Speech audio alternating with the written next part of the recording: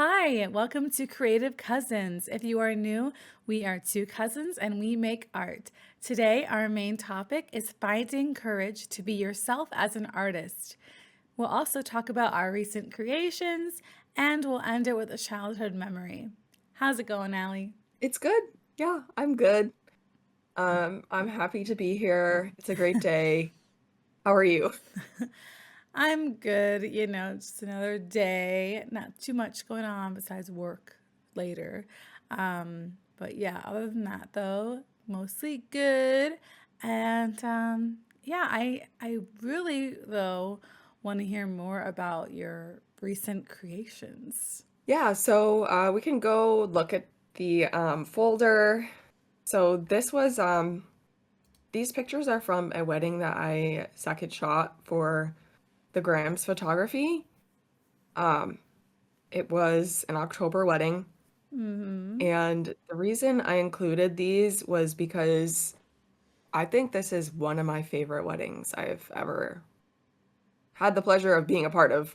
Um, Yay.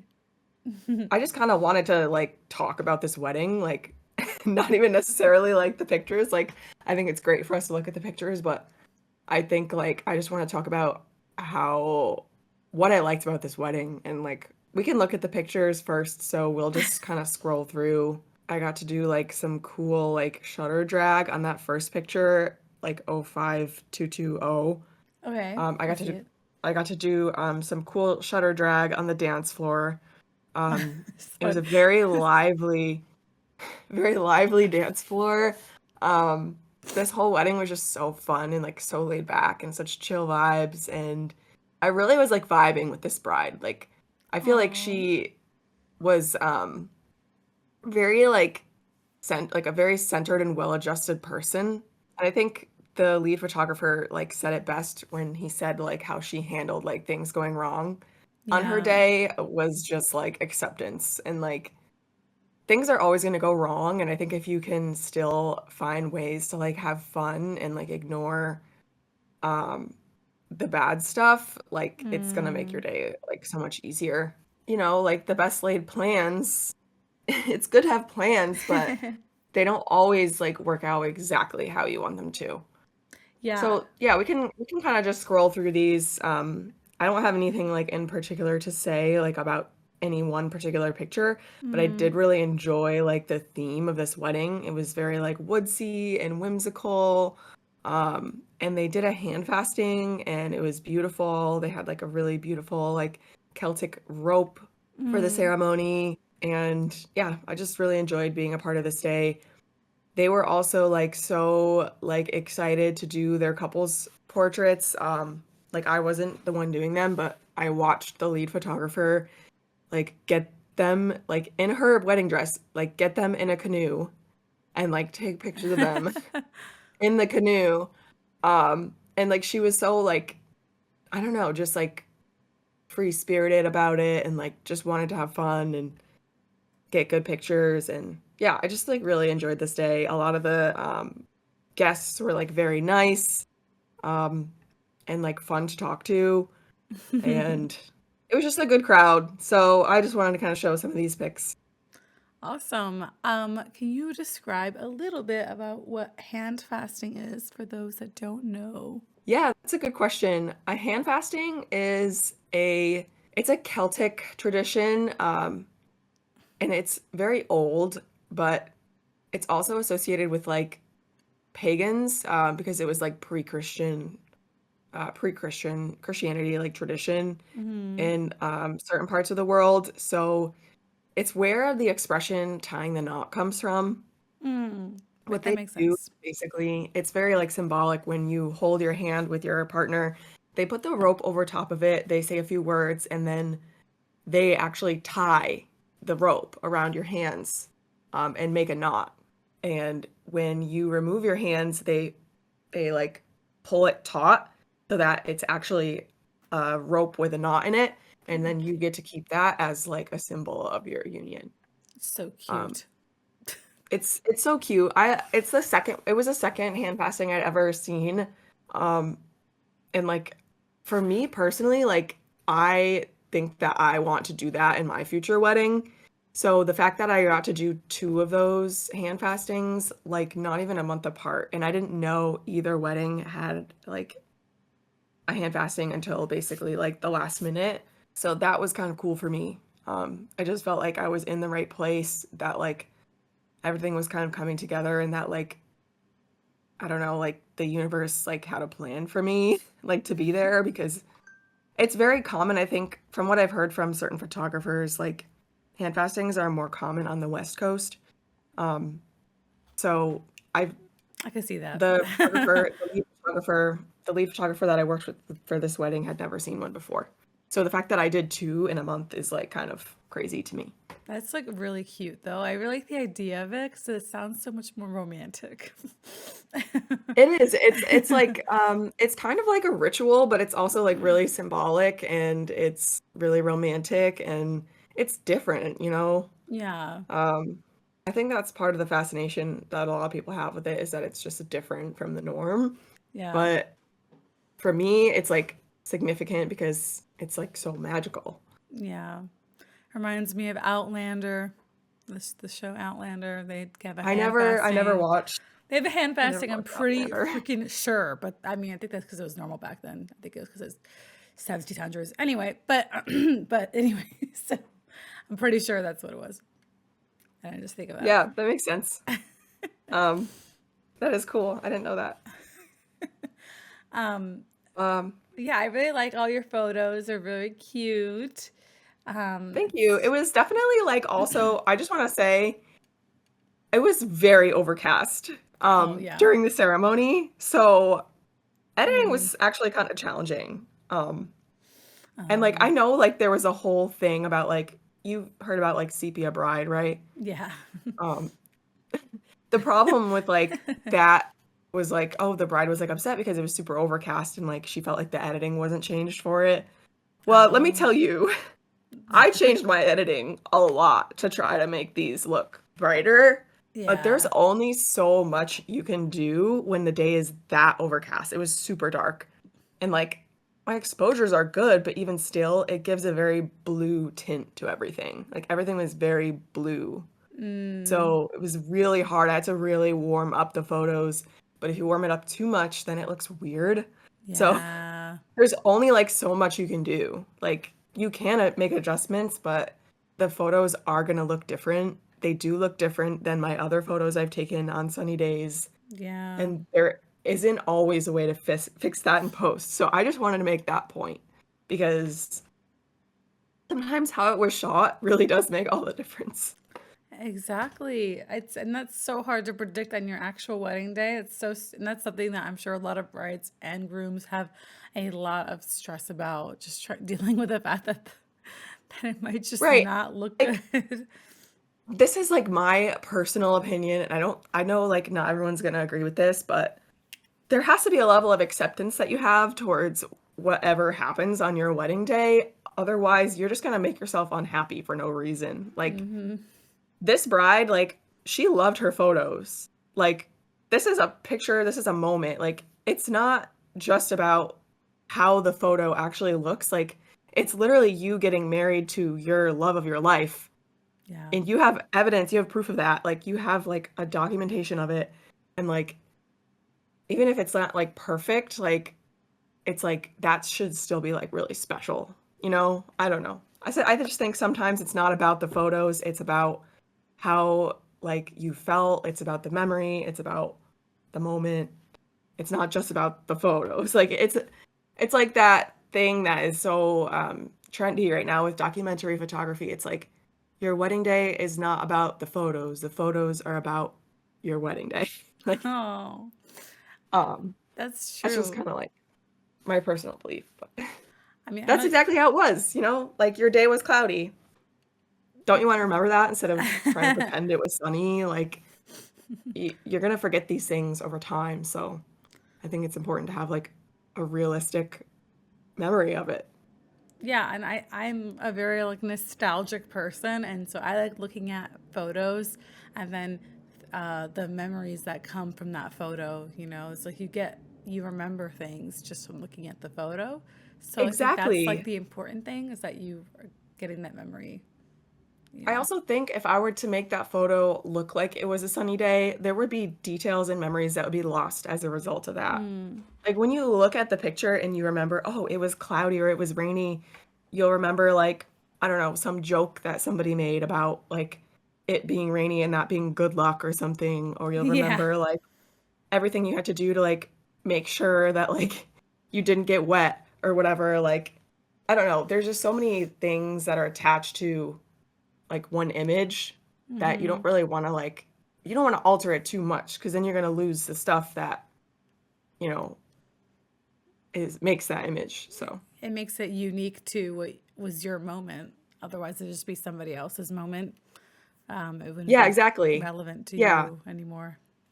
And I know we've talked about this before, so I'm not going to like beat this horse to death, but um or beat a dead horse, whatever the phrase is, but Close enough. um like that's why I don't always remove things from the background. Like I do if I feel like it's distracting or whatever, but if it's like an authentic moment, like I'm not going to be removing every single thing from the background Yeah. because it's like tampering with a memory kind of. And I think some photographers maybe wouldn't do it at all. There are certain situations where I do it, but I think I've talked about that before, so I won't go on too long about that. Yeah, a case by case basis, but you don't have to go overboard.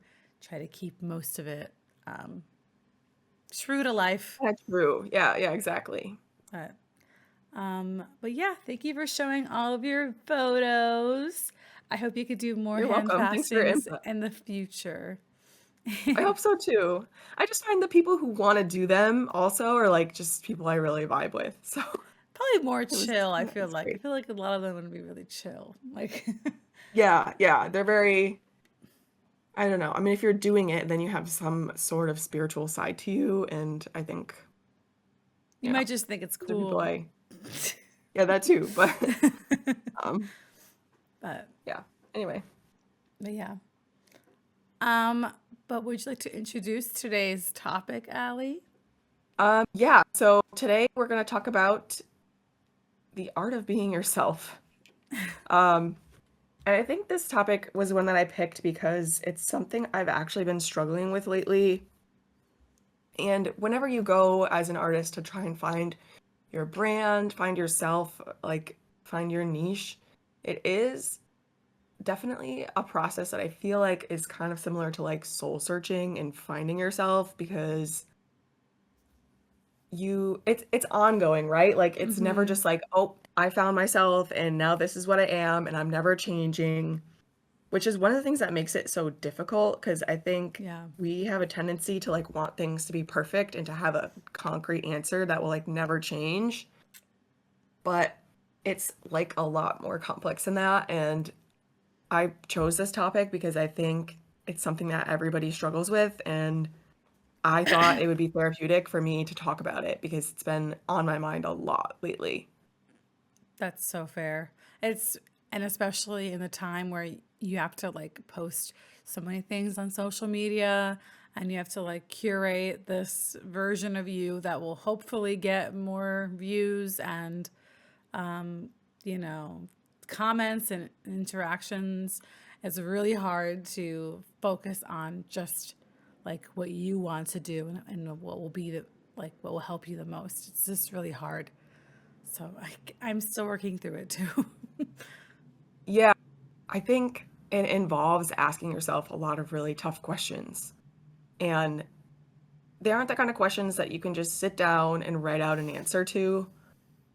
Well, you can. You can do that, but you might come back to it the next day and be like, no, I'm gonna change this answer." Yeah. Like it's sort of like I don't know, it's almost like an average of all of your answers over the course of like a period of time. Okay.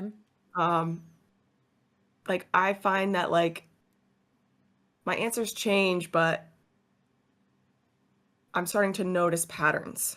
I see. Um, And so I think that's why it's important to not just like do it like for one day and then just like that be it and like you don't ever change it. Um, I think it's a process, like finding yourself and figuring out who you are and like what makes you you and what makes it special to work with you. Like I think we spend so much time also like comparing ourselves to other people and watching what other people do that it's easy to just try and like copy other people um Mm-hmm. because you like what they're doing, and it's much harder to kind of put your blinders on and ask yourself what you really want to do. Inevitably, if you're me, I will change my mind at any given moment constantly. and Constantly, constantly. and that is like the opposite of what like people say to do when it comes to having a brand of some kind. Oh, you have to like stay your course. You have to stay in your lane. You have to like not, change what you want to do because that's what, people want that same part of you. Like if you want, and I have this problem so much because I just want to do whatever I feel like doing. I don't want to think Yeah, about, oh, well, will the algorithm like this? Oh, will other people yeah, like this? It's so annoying. And it would be so much yeah. easier if I didn't have to deal with thinking about that in the back of my mind. Should I post this? I don't know. It's kind of different than when I posted before. I don't know. It's so frustrating. Anyway. It's really frustrating, and I think what I'm starting to realize is it's more about you than your work. So the personality that you have, the person that you are, and what you believe in is gonna be your brand rather than the work that you're putting out and how consistent it looks. Yeah. Um, and like this is something that I'm learning because I'm going through a mentorship program. It's still really hard to kind of differentiate between the two because you want your work to be a reflection of you. Yeah. And I think that is something, I think that is true where it's like, even if I do change like the different stuff that I do, I like to think that hopefully, like my style or like my personality is still in those things, even if it is different. But then I'm worrying if other people will see that, and then if it will just still look too jarring, that it's like still too different, and that I'm not being consistent and not like keeping to one thing. But I sometimes just have to be like, you know what? I gotta just do whatever I want because otherwise I'm not gonna want to do it. Like like if I'm someone that wants to do this, if that's like if I want to change the mediums in which I draw constantly, then I feel like I gotta just stop fighting that because like otherwise I'd be miserable doing like just one thing because but then I wouldn't make anything good if that was the case. If I'm like really trying to be this one thing, then it's not going to be fun. No, So, exactly. Yeah, because you're just being who you think you should be at that point, not who you actually are. yeah. Um, I think that's a valid struggle. And I think that like it really just comes to like shifting your mindset of like my work is going to change and I need to be okay with that. Like I need to just let myself make small changes over time. And I think that people will understand if you have a message to your work. Like this book that my mentor recommended to me is called Building a Story Brand. And it's basically about like positioning your brand as like the almost like a mentor to like is whoever your like target audience is, um and like building a story around your brand like so that it's easy for your audience to follow your different phases through your life. And like I'm not probably explaining it the best, but I definitely am enjoying the book so far. And she also recommended me another book called Finding Your, I think it's called Finding, Start with Why or something. I haven't started that one yet, but the idea behind that is to find why you do what you do and what you want to say, so that your message is still clear, even though your work changes. Of like, everyone knows why you're doing this, what you want to say, or what, like, what you're trying to say, like, with your work. So it's definitely difficult because you have to, like, go beyond just, like, what your work looks like. And, like, you have to, like, think about, like, what it feels like. What is it going to make people feel? It's so complicated. Like, it seems simple, but it's so complicated. And I just know, like, every single person that is, like, in the creative field is, like, struggling with it in some way. But yeah, it's hard because also in the process of doing that, you have to be very vulnerable. Yeah. I do really like what you said.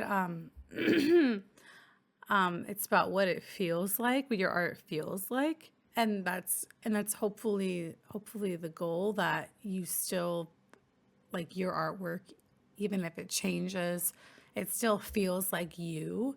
And I think that's like the most important thing. Like when artists talk about their style, like that's basically saying this is what feels like you. Like this is your style, like that's you. And maybe it doesn't have to look the same, which is something that like is hard to really think about, because I'm like, well, then how is it your style?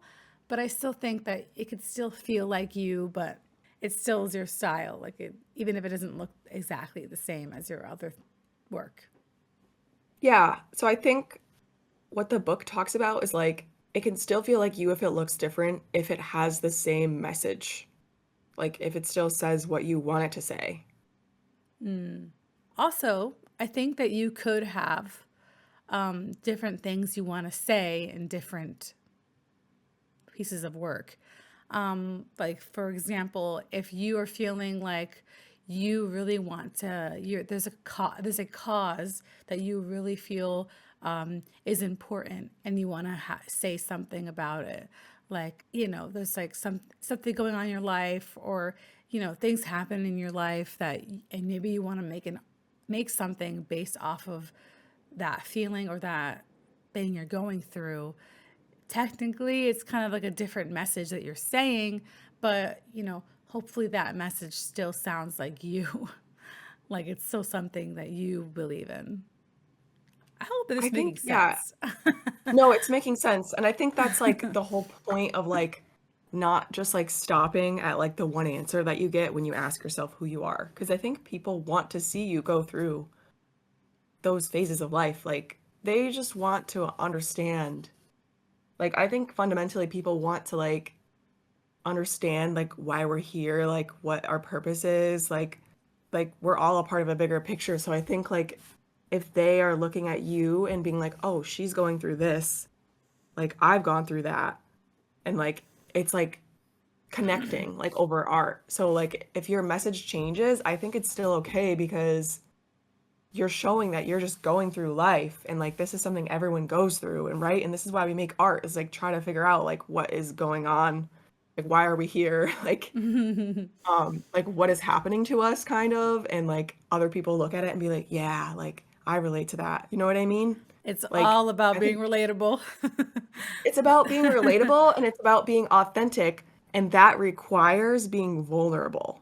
And being vulnerable though is so hard because you're thinking to yourself, well, what if nobody gets it? Like what if this isn't like a universal problem, or like but what if people think I'm stupid for thinking this way, or like what if people are judging me for making this mistake? The humility piece is like realizing like literally everyone goes through the same things. Like none of what you go through is like special because there's somebody else who's gone through it before. Part of being yourself is just not caring about what other people. Yes.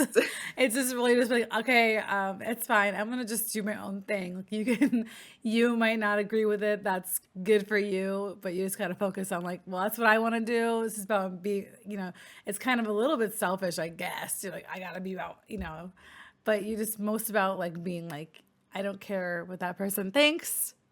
I will just do what I want to do. Sorry, sir. Yes. You know. Yes. No, that is, you led into like the point that I literally was gonna make next, of like not caring what other people think. And I know this is like such a touched on topic, like in many podcasts and many like parts of life. But I just want to tell our viewers about this TED Talk that I found. It's called The Art of Being Yourself. It's old. It's from like 11 years ago. And the speaker, her name is Caroline McHugh.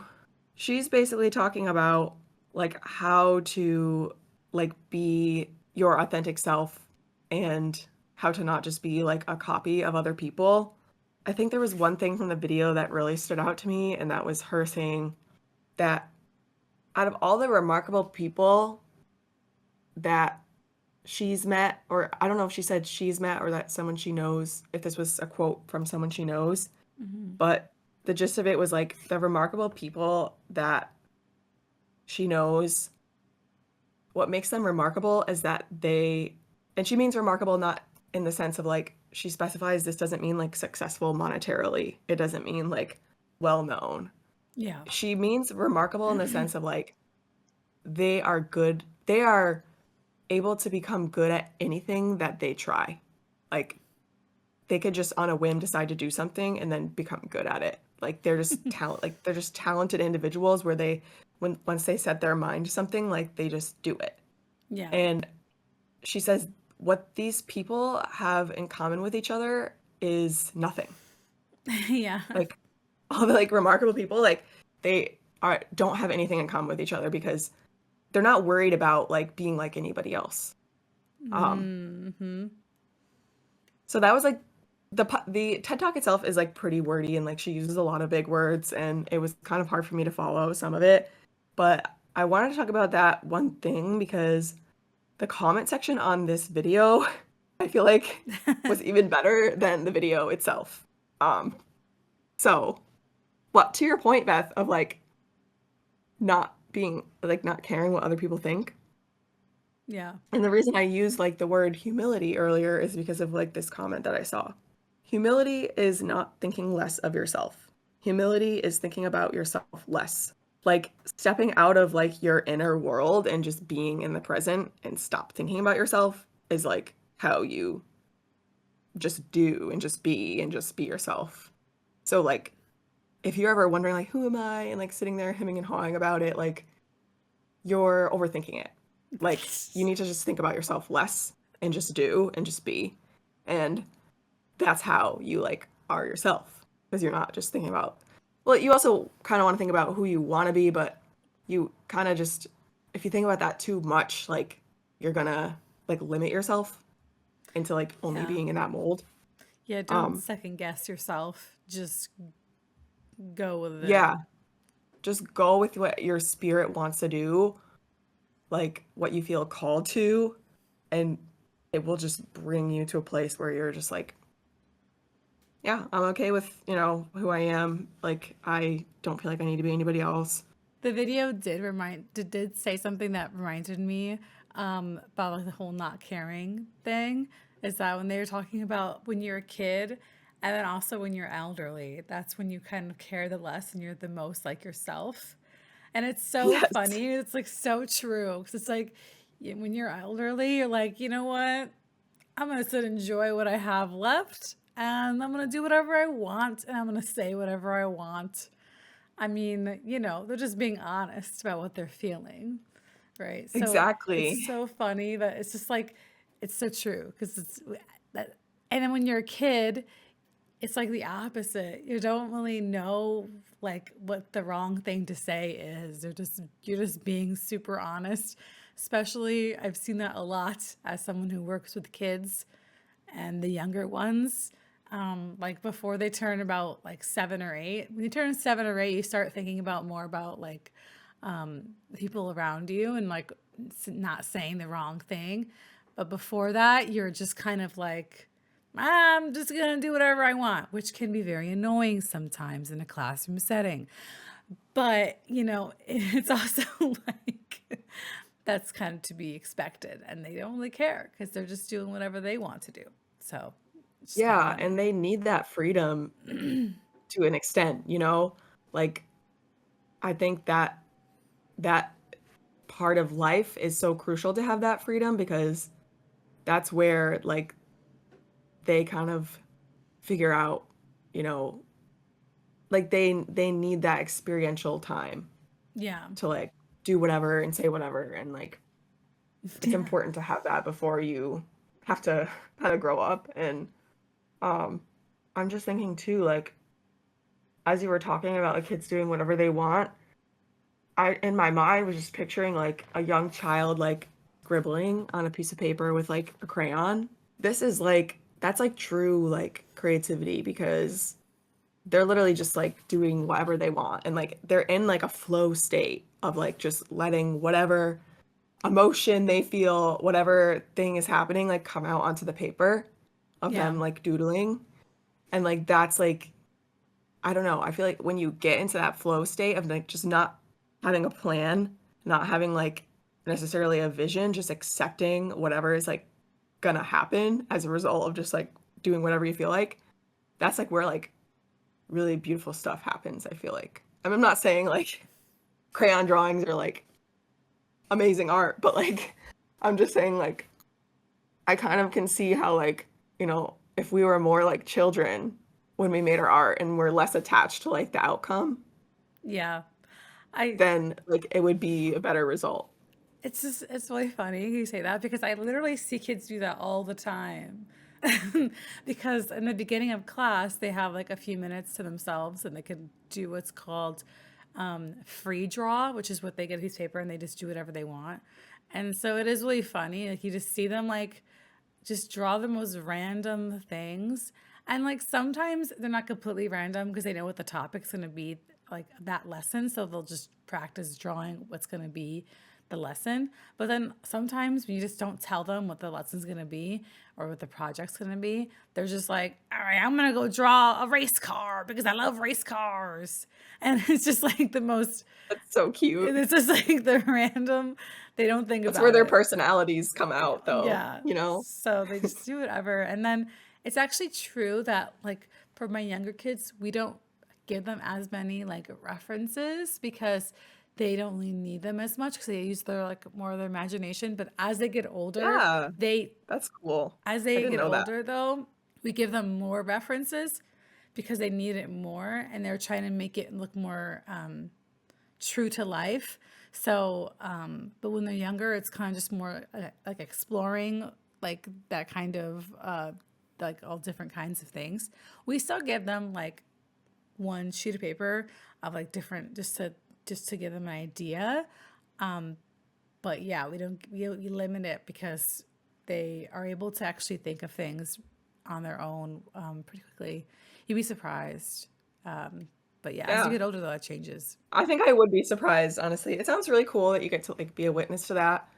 And I also think it's a shame that I mean, your situation is really cool because like, you are literally work in a school that's, like, dedicated to art, but I think it's a shame that, like, more public schools are, like, cutting back on art and stuff because it teaches you how to be yourself. It teaches individualism, and I think that's something we're losing in the country as a whole, is, like, we're losing individualism. It's something just a theme I've noticed of, like, I don't know, it's just like a factory line of people coming out of school, like, all being the same. Like, I think we should have I think people don't realize the value in art is that it does teach you to be yourself.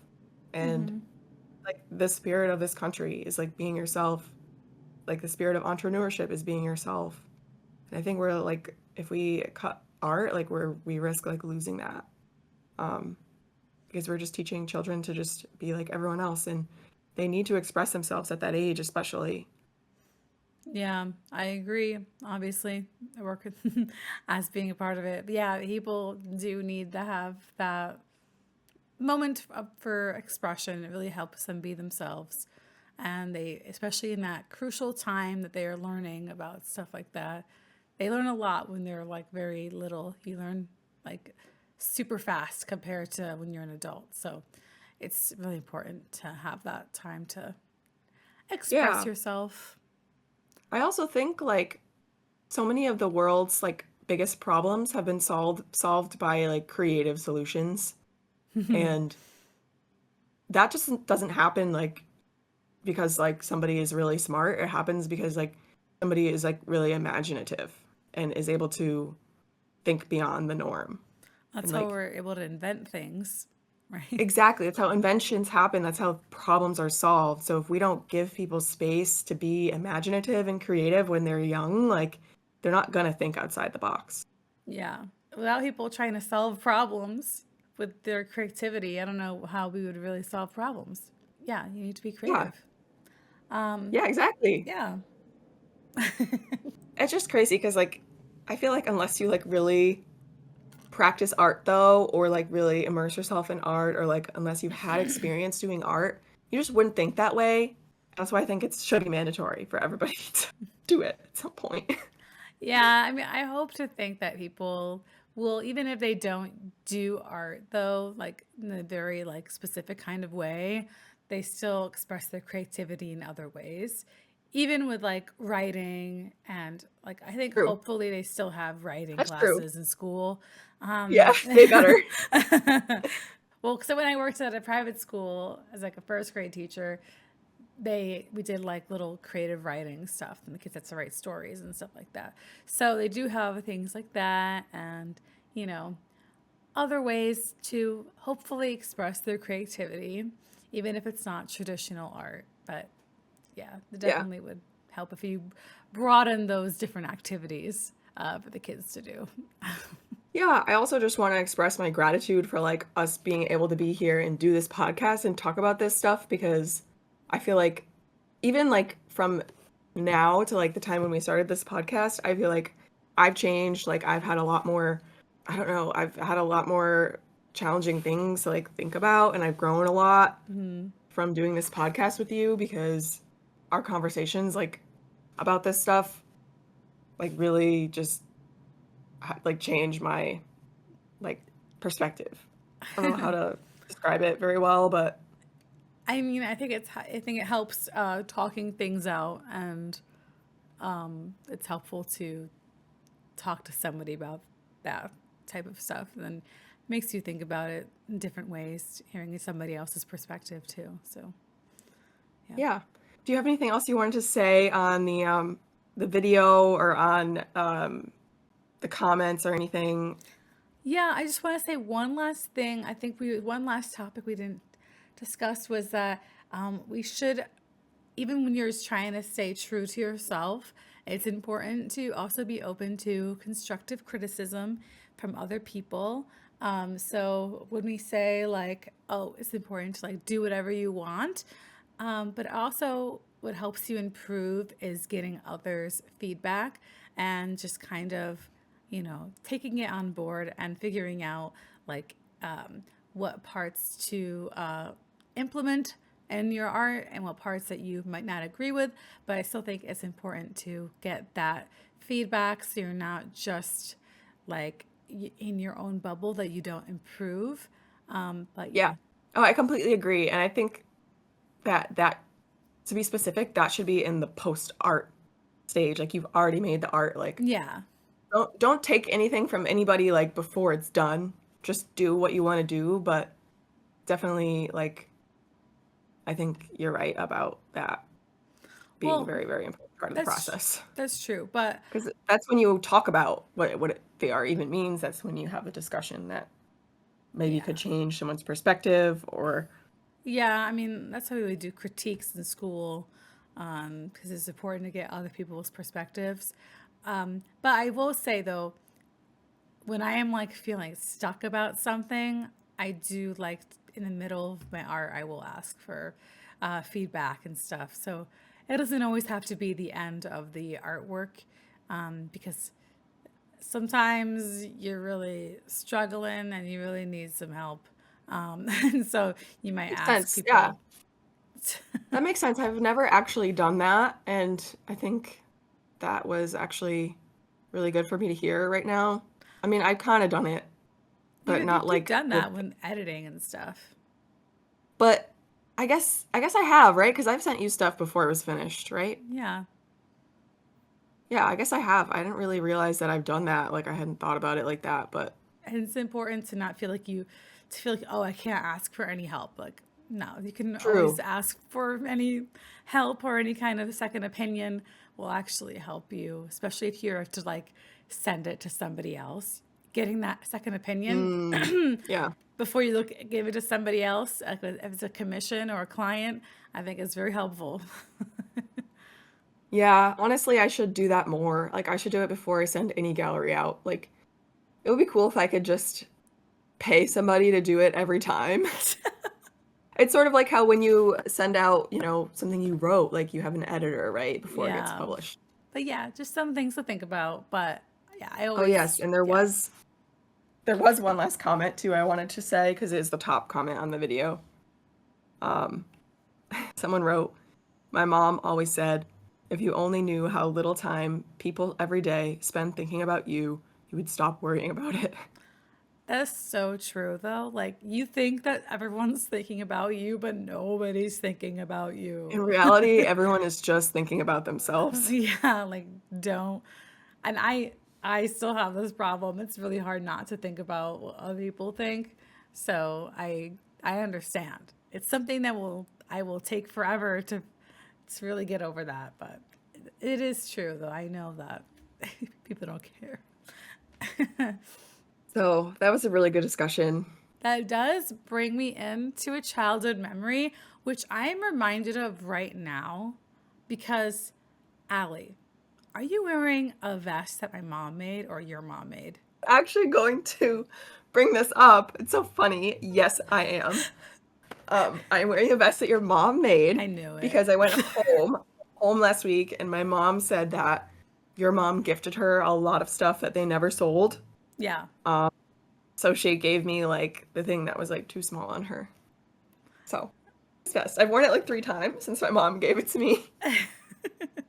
I can always tell what my mom's stuff is. Like, it's so, she's very That's her true to brand. She has herself. her own brand. She has her own brand, her own style. Our mom's already figured it out.